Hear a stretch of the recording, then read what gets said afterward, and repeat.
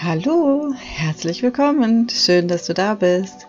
In diesem Video zeige ich dir, wie ich eine kleine Astscheibe bemale. Die hat einen Durchmesser von 5 bis 6 cm und ich habe dafür nur zwei Farben genommen und einmal die Farbe Indigo Blau, die siehst du auch gerade, wie ich da eine Grundierung auflege, und die Farbe Weiß.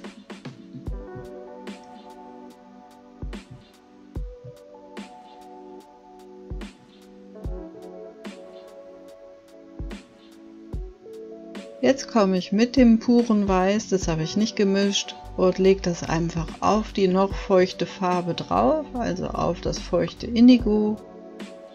Und schon hast du einen super schönen Himmel gezaubert. Einfach nur ein bisschen hin und her wischen. Manchmal glaubt man es gar nicht, dass es so einfach sein kann. Es kann.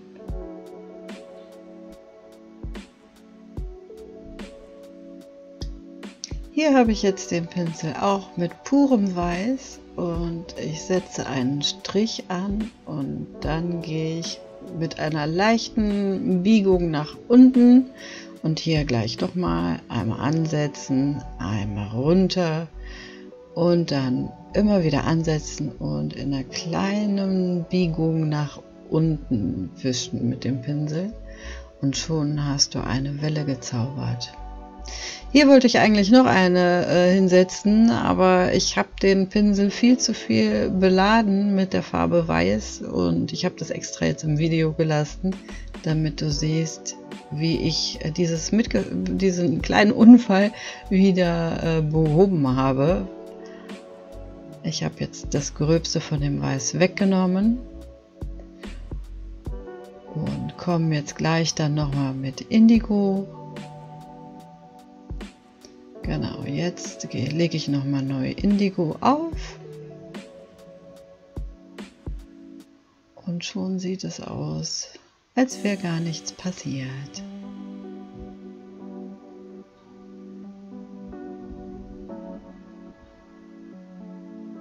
Hier gebe ich dem Bild ein paar Spritzer, ein paar Wasserspritzer mit der Zahnbürste.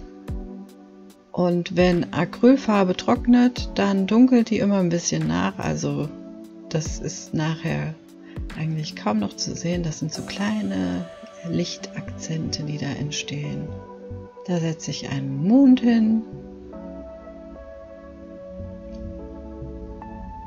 Das lasse ich jetzt ein bisschen antrocknen und dann gehe ich da nochmal hin.